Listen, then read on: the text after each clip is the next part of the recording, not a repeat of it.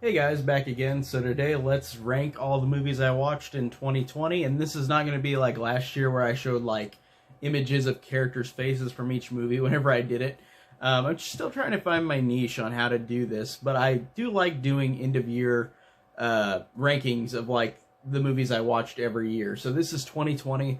There is only one movie in this list that was technically in 2019, and it was shown at TIFF.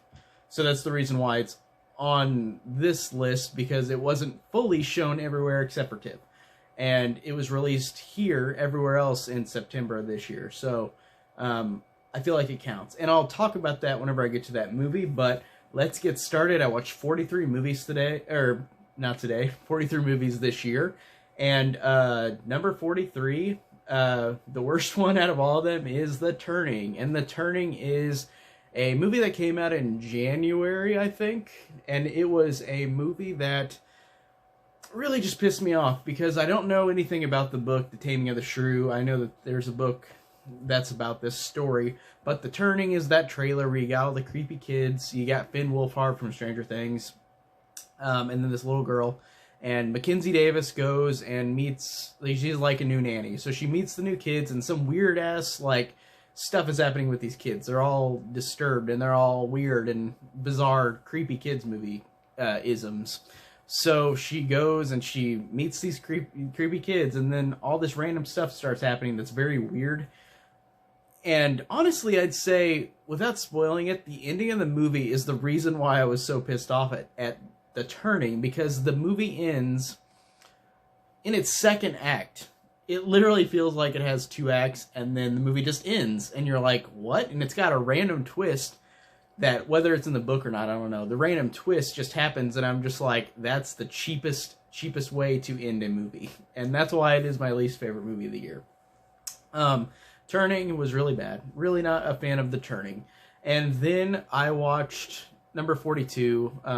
Next movie on the list is Artemis Fowl, the Disney Plus movie that went to Disney Plus because of the things going on in the world, which is fine, because this movie would have bombed in theaters even if we had a normal year, because these Disney live-action movies, Nutcracker in the Four Realms, Tomorrowland, like all these live-action Disney movies just don't do well.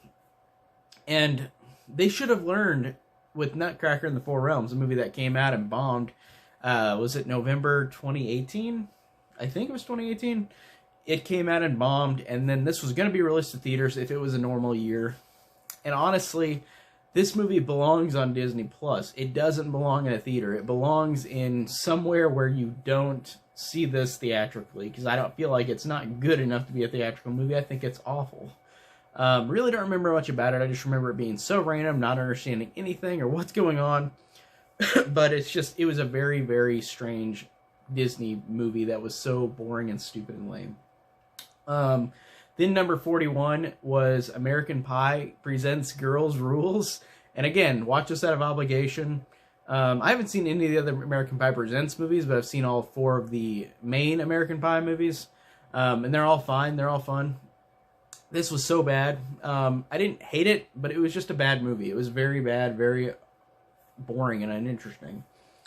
And then number 40, I watched Dolittle, Robert Downey Jr. movie from January that nobody knows about now. People have probably forgotten about it. It was so bad. It was, again, like American Pie Girls Rules. It wasn't like anger-inducing, but it was just so unapologetically stupid. Like it's like they wanted a classical movie with Robert Downey Jr., like a movie from like the 50s or the 60s, like the original Dolittle. And then they thought, well, we're going to make it comedic like the Eddie Murphy ones, except with the tone of this movie trying to be like a 50s, like serious, like epic movie. They add in jokes where the animals all talk and say current stuff, like current jokes. And it's so bad. It's so weird that they did that. It's one of the weirdest, like, refixing a movie in a way, like fixing it in that way. Like, it's just so bad in that way. It's just bad. That's all I can say about Dolittle. Then number 39 is The Grudge 2020. Not 2019, 2020. This one really just, besides a few like moments of good gore, The Grudge 2020 was just so utterly forgettable. That's why it's so low. It's just so utterly pointless. Like, there's nothing that I liked about it. I never was entertained, really, besides a few moments of gore. Lin Shaye is good. That moment with Lin Shaye with the gore is awesome. Besides that, I don't remember anything else about The Grudge 2020. It's incredibly forgettable. Then number 38 is The Wrong Missy, the Netflix movie starring David Spade, where he gets stalked by a crazy girl who likes him, and then she like rapes him like 2 times in the movie. Like, if it was a guy, it would have been like a movie that wouldn't have been made, but it's because it's a girl that's raping him like while he's sleeping or drinking. It's just not right either way, but it's so weird that they've got a movie like this. It's played for comedic effect, of course. It's a comedy, David Spade comedy. It's not good. It's just so dumb. It's one of those Happy Madison movies. It's dumb. Then 37 is Scoob, a movie that I really was more angry at than I expected. Because Scooby-Doo I liked as a kid, the show, animated show. I liked the 2 live-action movies. I thought they were fun. I grew up with them. I can see why people think they are bad, but I grew up with them, so I understand in both ways. Scoob is just a movie that was setting up a universe. It wasn't really about Scooby-Doo. And it's called Scoob. That's what I thought was dumb about it. It was just really bad. Really not a fan of Scoob. And then I watched number 36 was You Should Have Left, which is a Kevin Bacon, Amanda Seyfried movie. Blumhouse went, of course, to VOD. Really utterly forgettable. Nothing to say. Kevin Bacon was good. Amanda Seyfried was fine, but she's not in the movie that much. Nothing special. Kevin Bacon doesn't like talking about Friday the 13th, but he'll do the movie like this, like horror-wise. It's weird. Then The Brahms, The Boy 2, which is 35, number 35. Again, just it falls into a category of it's a movie that is just so utterly forgettable, and it just retcons the cool idea that the first Boy had. The first Boy, spoilers for the first movie, The Boy from 2016, the doll isn't alive. It's a kid hiding in the walls, like it's an adult hiding in the walls and like moving the doll around. And then in this movie, they make it to where, oh, this is a supernatural thing. And it's so dumb because the first movie was smart enough not to do that. Even though the first movie is not that great, it's okay. Like, it at least is smart enough to say, we're not going to be like cliched like Supernatural doll movie. And then the sequel is like, no, the whole time it was Supernatural doll. Stupid. Not a fan. It was just whatever. Then number 34, Fantasy Island, Blumhouse. Saw this in theaters in February because, of course, we had theaters until March. Like movies that didn't get postponed until March. So Fantasy Island, I didn't watch the show. I haven't seen the show much from the 70s. What was this movie? I didn't even understand logically like where they were going with this movie. Like, it's, and I haven't seen the original show, but I know the idea of it. I know it's like these people go on an island like every episode and then they find weird stuff happening, which is in this movie, but this movie is just so cluttered with like random stuff, random plot twists, and the movie's just random and weird, so it's so strange. It's a bad movie. It's weird. There's like a twist with like these characters where you're just like, what? It wasn't built up in any way, shape, or form. All right then. And then number 33 is Like a Boss, which is the Tiffany Haddish Rose Byrne movie. I'm a big fan of Tiffany Haddish. Like, I think she's hilarious. She's so funny. Good comedian for our time. I like her a lot. So I saw a movie like this that I wouldn't usually see. She's funny in it. Rose Byrne is funny in it. It's just forgettable. Number 32 is Eurovision. Eurovision is that Will Ferrell, Rachel McAdams movie about Eurovision. And I don't remember much about it. I remember it kind of being serious with some good moments, but then it had a dumb Will Ferrell shtick in it that kind of took the movie down. And then number 31 is a movie that I forgot I saw, which is not Absolute Power, it's Project Power. Jamie Foxx, Joseph Gordon-Levitt action movie on Netflix. Netflix has made a lot of forgettable action movies that they have created for Netflix, and this is definitely one of them. It's just so forgettable. Number 30 is Hubie Halloween, the Adam Sandler Halloween movie. I like the atmosphere in this movie. I think it's well done with the atmosphere. The movie is hit and miss. Like, there's some jokes that are fine. There's some jokes that are really lame and bad. It's an Adam Sandler mix, so it's not anything great, but it's whatever. Then number 29 is The Lovebirds, the Camille Nanjiani and God, I forgot her name. I'm looking it up right now. But it's that romantic comedy. Issa Rae and Camille Nanjiani. It's that romantic comedy where I really don't remember anything about it. I honestly have forgotten completely about it in my mind. Like, I remember the trailer and that's it. I remember the trailer had the I Know What Love Is, or I Want to Know What Love Is song, and then they hit a guy, and another guy gets in the car and drives them away, and they've got to run away from the police. I think that's the movie. That's all I remember from The Lovebirds. Then number 28 is Downhill, another Will Ferrell movie with Julia Louis-Dreyfus, and they're in Colorado, and they're on a trip, and they're falling out of love, and like, that's the movie. They just kind of bicker the whole movie, and I know it's a remake apparently of another movie, maybe from Sweden. Correct me in the comments if you know, but it's a remake of another movie from another country.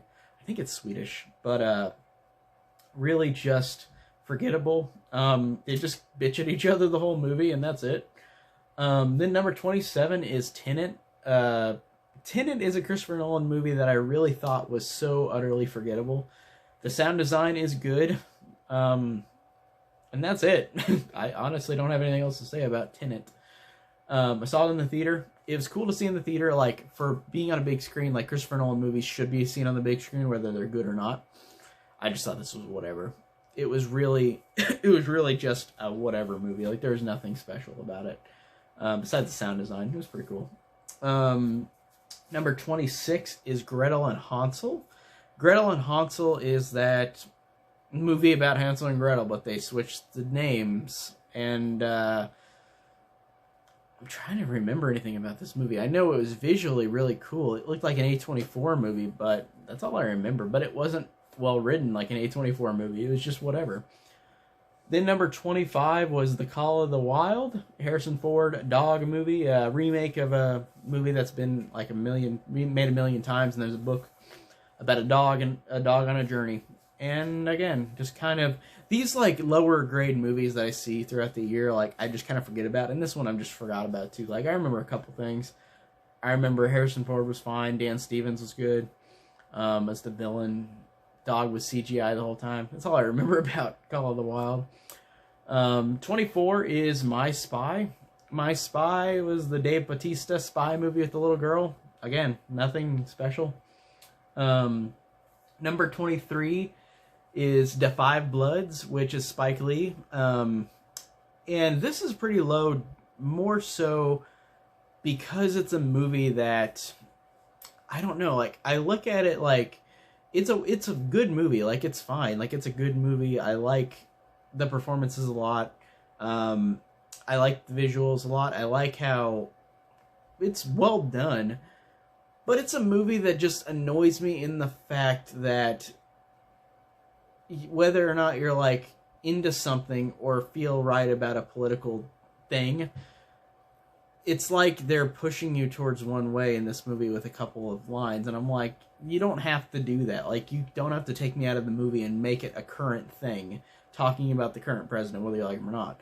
I just think that's annoying, and I can't stand that. Whenever they do that in any movie, whatever time period it is, talking about something political where you're like, oh, I don't like this side, which is just annoying, and I can't stand that. I'm just like, what is the literal point in the movie to say that? It doesn't add anything to it. It just shows your opinion and belief, which is fine. Believe what you want and agree, and whatever you like, that's fine. But I just don't like the fact that in storytelling, especially in Spike Lee movies, like, you could tell how he is on beliefs about stuff, and that's fine, but I just don't like how overly jarring it is to point it out in a movie, like, and it doesn't compare and go to the overall plot. Like, it's just saying, oh, I don't like the president, and then that's it. Like, that's stupid, and I think that would have been way better if they didn't point that out, whether you like him or not, and I think that's just annoying. Like, I don't like that. I don't like the fact that it makes it dated like that. It's just like when Black Klansman did that. At the very end of the movie was great until, like, the last, like, 2 minutes where it's like just showing modern stuff, and it's like, well, this is dated right now. How do we know what's going to happen in the next couple of years? It pisses me off with Spike Lee stuff like that. But the movie is good visually. It's good. It's well written, well acted, very well acted. Chadwick Boseman, R.I.P. Really, really sad he's gone. He's not in this movie as much as I expected, honestly. Like, I thought he'd be in it more. I don't know why. I mean, I just expected him to be in more in it. But that's fine, though, that he's not. Like, the character has his purpose in the movie, but it's just a movie that I like. I don't love it, and I know I'm just one of those people like that, where I'm just like, I don't need to have something current and political, whether or not you feel on whatever side or not. I don't like to hear that in a movie. I want to get away from political bullshit, hearing people talk about politics. So that's one of the reasons why it's lower. It's a petty reason, I know. Sorry, but that's how I feel. Number 22 is Underwater. Underwater was that kind of alien ripoff. It came out at the beginning of the year with Kristen Stewart and T.J. Miller and like Vincent Castle, whatever his name is. It's like they're underwater and there's a creature. And honestly, I really dug the last act. The other two acts were fine or whatever. But you know, it really suffered from just being kind of generic. There was really not anything that made it really memorable. But it was fine. I liked the last act a lot. I was invested. 21 is The New Mutants. The New Mutants is better than I expected. With the reviews that were coming out and people, I don't know why I should trust like fans whenever they comes to superhero movies, because they don't. A lot of the time, fans don't look at it from an objective point. The Last Jedi, a great instance, Star Wars: The Last Jedi, where people were like, "Oh, this movie's terrible because it's not the way I wanted it to go." So I'm gonna say it's unwatchable. Like people were doing that with New Mutants, where they're like, "It was so bad, it was so terrible," and I watched it and I was like, "This wasn't that bad. I thought it was fine. I enjoyed it. Like, I thought The New Mutants was fun." I didn't love it, but I didn't hate it. I thought it was fun. It was in the middle in terms of X-Men movies, but I thought it was enjoyably whatever. I guess fun. Number 20 is Borat, subsequent movie film. The first Borat I thought was really fun. I enjoyed it from what I remember. I watched it a long time ago, not whenever it came out, maybe a year or two after. This one is really fun as well. I really liked the chemistry between him and his daughter, and I liked those jokes of how Borat is, you know, Borat, and how he treats women and everything. And it's funny to see the daughter's reaction coming into America and watching, like, oh, women can do anything. Like, I thought that was so funny. I thought that was great, because Borat is a character that is just like that, where he's like, he talks in this way to everybody else in where he lives in this fictional place, and it's like, you look at that and then the daughter gets out of that place and then finds what's really going on in the world, and I think that's cool. I think that's fascinating and funny. I thought it was fun. It's hard to say if I like it more than the first one. I don't remember the first one that much. I like that it poked fun at a lot of stuff, especially right now. And it's weird to say because it's got some political stuff as well in it, but it wasn't as annoying. Because I felt like this movie makes fun of everybody more than just one side. But you can tell which side it's more making fun of. But I like this balance a little better than like Da 5 Bloods, because like I said, I'm not huge into like hearing political shit outside of like politics, because I can't stand politics, really can't. And then number 19 is Wonder Woman 1984, and again, this just came out on Christmas Day for HBO Max and theaters. And this one is such a letdown compared to the first one. Like, the first one is so damn good. Love everything about the first Wonder Woman. And then this one is really messy. Like, it just sucks that you've got a movie that's kind of complicated, but also it's so not. Like, it's about two villains. It's got this MacGuffin, like this wishing stone. So like all three of these characters, Wonder Woman, Diana, Pedro Pascal's character Maxwell, and Kristen Wiig's character Barbara, like they all wish for something, and like it all gets complicated in that way. And I like that idea of that MacGuffin kind of thing, but I thought that the movie just didn't. It was messy in terms of like it wasn't very well written. Like these characters, having Steve Trevor back their chemistry is good between him and Chris Pine still, but it's like, why is he in the movie? I partially understand the point, but I partially, or not partially, I more understand that the first movie, his arc was said and done. You didn't have to do that. I understand that he's like something that people liked, characters liked, so they brought him back probably because of that, but I felt like it didn't really need to happen. Like, I felt like it could have worked without that. And the villains are fine, like Maxwell Lord. Pedro Pascal does a really good job of being this over-the-top, eccentric villain, and I really liked his performance. And Kristen Wiig, I liked her as well, even though, like I said in my review, she's just this nerdy character with glasses who's beautiful, and it's like, people just treat her like she's nothing, and I'm like, are you serious? Like, that's so unrealistic. It's just like in Freaky, which I'll talk about in a little bit on this video ranking, but Freaky did the same thing, where it's like, Catherine Newton is a pretty girl, and it's like, people are making fun of her and treating her like she's nothing, and I'm like, it's so weird when Hollywood does this, because it's just so dumb. Like, I don't understand that logic. Like, it doesn't piss me off, but I'm like, really? Come on. Like, you can't just, I don't know. It's weird to have like a really pretty girl and they're like, oh, we just ignore them, like, because they're nerdy and got glasses. But she also, Kristen Wiig's character Barbara also has the Electro syndrome, where like she's a foil to the real villain at the end of the movie, which is funny. But, and her CG is really weird for it's Cheetah, but she's only Cheetah for like a couple minutes for a fight. It reminded me of Batman v Superman, where there was this big build up to this fight, and then it was like a couple minutes, and that was it. And then it was done. The movie just felt cluttered, even though it's not very complicated, if that makes sense. It was too long.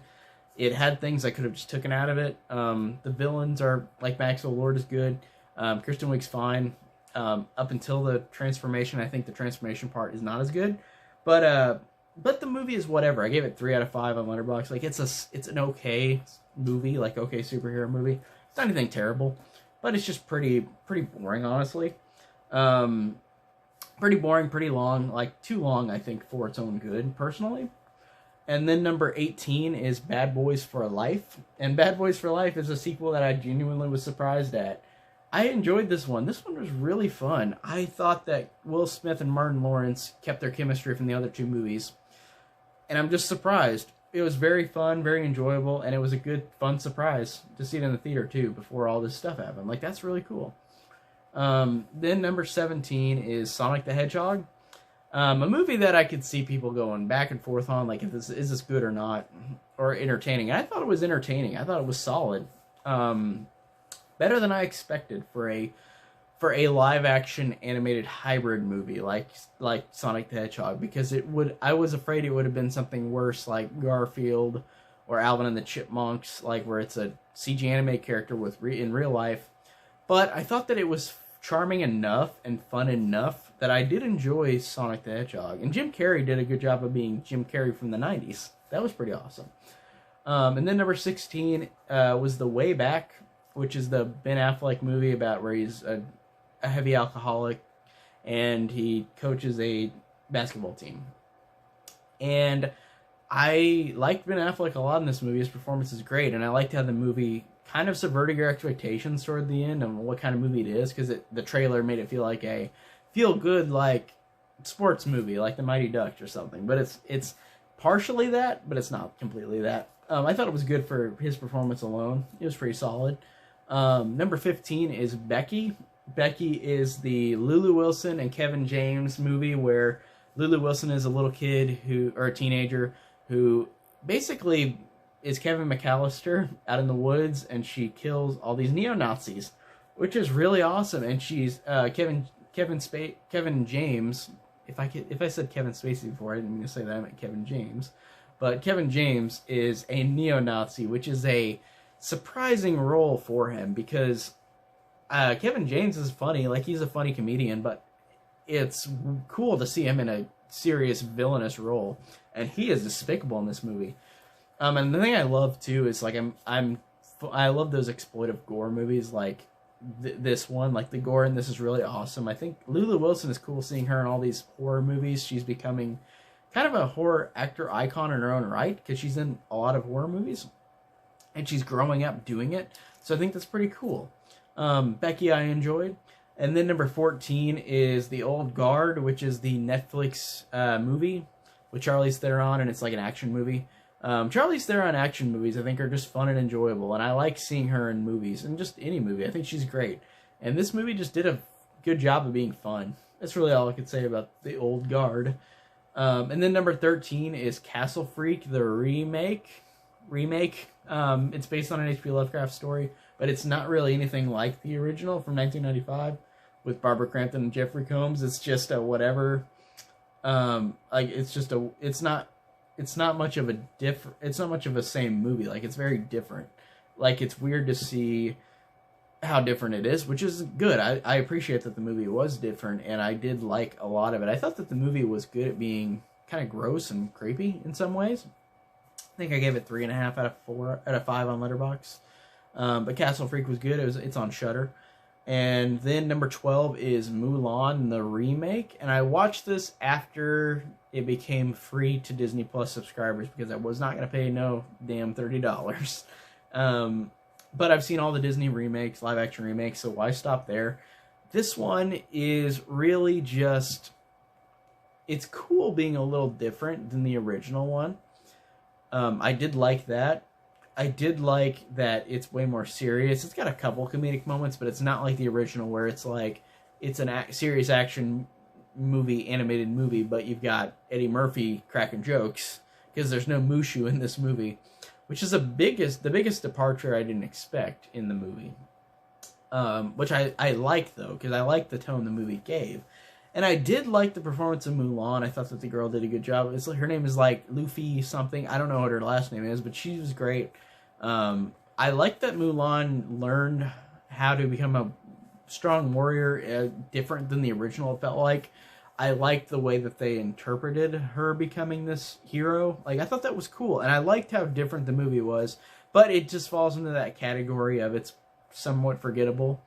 It's not bad, but it's not great. Like, I think it's, like I said, 3.5 out of 5 on Letterboxd. Like, it's a solid enough movie. Like, it's fun, it's enjoyable. It's got some good moments to it. It's got some good musical score. The score is really good as well, so I really like that. And then number 11 is Freaky, Christopher Landon's newest movie. Guy who did Happy Death Day and Happy Death Day to You and some of the Paranormal Activities. Or no, he just did Paranormal Activity 5. I think he wrote some of the other ones. And he did Scout's Guide to the Zombie Apocalypse, which I have not seen yet, but I want to see, so then I'll have seen all his stuff. But Freaky is so fun. Even though I had the complaint earlier about Catherine Newton, and they're like, oh, she's just ugly. And I'm like, no, she's not. Like, why do Hollywood movies do this, where they're just like, they have a character who's bullied, but this character looks like she should be popular. I'm like, that doesn't make any sense to me. And like the Carrie remake does that too, like 2013 Carrie remake. But besides that complaint, this one gave me my due for like gore and fun characters, and I liked how it's a very proud LGBT movie, because Christopher Landon, like, I like how he does these kind of movies where he's giving another part of the audience a movie that they deserve. So that's really awesome. And the gore is really freaking great. Like, I really love the gore, and it's funny to see, because Happy Death Day and Happy Death Day 2 were PG-13. I guess Blumhouse and Universal wanted to make it all audience. It's weird that they changed it for Freaky, but I liked that, and I liked how gory it was, and how fun it was, and how entertaining it was. Really, really fun time. Really enjoyed Freaky. And then number 10 is Birds of Prey and the Fantabulous Emancipation of One Harley Quinn. A movie that I put higher than I expected. I liked it a lot. I liked how Harley Quinn, the character, like, it's funny to see her in the Suicide Squad movie from 2016 and then this movie, where that character is kind of over-sexualized and just there for the Joker. And then I like how in this movie, her and the Joker have broken up. Like, Jared Leto Joker is nowhere to be seen, and they break up, and then she becomes her own person, because in the Suicide Squad movie, it's like she was a partner to the Joker and a foil to him, but she wasn't fully her own character, because all she did was trying to run back to the Joker. And in this movie, she had to learn to become herself without him. So I thought that was really cool. And it's weird because it should have just been like more of a Harley Quinn movie. The Birds of Prey stuff is good. Like, I like the actors that are in it. Mary Elizabeth Winstead, it's funny to see her in this. I like her a lot. She's really funny. The movie's funny and it's got some good jokes, but it's like, it's also Deadpool-esque, where like the movie kind of has a narrative that keeps going back and forth, like, and Harley Quinn's narrating like, oh, I forgot to tell you this, and then it just rewinds back to where earlier in the movie or later in the movie, and it's Deadpool-like, and it's a little annoying, but I still think it's a good, fun comic book movie, and it's a more lower budget one where it's not into the world stakes. It's like you've got just a villain like evil, sassy Ewan McGregor, which is really cool. And Ewan McGregor is freaking fun in this movie as well. He's having the time of his life playing this role. But Birds of Prey, really, really enjoyed. I watched it a couple times since I bought it on Blu-ray, so I'm glad that it's had more rewatchability than I expected for a movie like this. So I definitely enjoyed that one. And then number 9 is The Hunt. The Hunt is a Blumhouse movie that was banned, I guess, because it was so hardcore and so like so bad with like the violence, I guess. I forgot what the real reason was. Like, I think there was a shooting right when this movie was about to come out, and then they're like, oh, we're not gonna release it ever. And then they decided to release it and marketed it as the most controversial movie of the year that you've never seen, which is weird. But it's a movie where it's funny. It's a movie where you've got over-the-top villains where it is on a political spectrum, but I liked how funny it was. I thought the jokes in this were awesome. I thought the gore in this was awesome. Like, it was just an entertaining time. Like, Hilary Swank plays a really funny villain, and she's really fun. And the main girl, I'm looking up her name right now, but I forgot what her name is, the actress's name. But she is really freaking awesome. Betty Gilpin's character, she is a badass, and she is so fun and funny. And this is a different kind of Blumhouse than I expected. Like, they kind of market it as a horror movie in a way, but it's not. It just felt like it was marketed that way. It's more of a very tongue-in-cheek satire comedy on politics and like stupid shit like that. So I thought it was entertaining. I enjoyed it, especially for the performances alone. The performances were really good. Number 8 was Onward, which was the Disney Pixar movie that came out in March in the theater, and then theaters started shutting down, so it went to Disney Plus for like a little bit. But Onward is a story about two brothers who, two elves. Are they elves? Like two little brothers where they are going on a journey to get their dad back. So their dad's dead, and they have a spell where part of the dad comes back to life. It's just his legs. Like, his whole body will come back if they get this thing to bring him back. And it does have some manipulation in it, like emotional manipulation, but it worked in a way. Like, I still was moved by the end of this movie, and I do like how Pixar can just make you do that, no matter what kind of movie it is, whether the movie's great or not. I think this movie is solid. It's not Pixar's best, of course, but I think it does have enough emotion, whether it's emotional manipulation or not, but it does a good job of it, especially at the end. And the movie just is a fun, enjoyable little surprise. So I enjoyed Onward. Number 7 is The Rental, and The Rental I rented, and it is it's weird. If you've seen the trailer, it spoils it, but if you haven't seen the trailer, you haven't. So I'm not going to spoil it if you haven't seen the trailer, but it's a movie about these people who go out on a trip into the woods, like at this cabin, or at this lodge, and just then something sinister happens. That's all I'm going to say, because the movie is surprising and really fun. So I don't want to spoil it. Rental is freaking awesome, though. It's got Dan Stevens and Alison Brie, and Dave Franco directed it, which is really cool. Very surprised he can make a great horror movie like this. Number 6 is The Babysitter Killer Queen, which is so high up because I was just so entertained. Like, it was such a fun sequel. I really just loved the humor in this movie. Like, I laughed out loud. It's been a while since I've seen it. It came out in September. I'm forgetting the jokes, but whenever I initially watched it, I really, really enjoyed it. So that's why it's really high up. And then number 5 is His House, which is a movie on Shudder. And it's a couple that moves into the U.S. and they are having horrific like visions and nightmares like as the movie goes along, and that's all I'll say. And it's a visually very, very cool movie and a very, very well acted movie, so I'm glad I got to see it. Really, really awesome. That's why it's so high. And then number 4 is Devil All the Time, or The Devil All the Time. It's a Netflix movie with a star-studded cast, and it's a bleak as shit movie. It's great. It's got a million people you've heard of. It's a fantastically sad, bleak movie. Gave it 4.5 out of 5. Like, I really, really enjoyed it. And then number 3 is Soul, which, like Wonder Woman, came out on December 25th, Christmas. Really awesome movie. Like, I was surprised at how unique Soul was. Like, I really liked the characters a lot. I really loved the animation.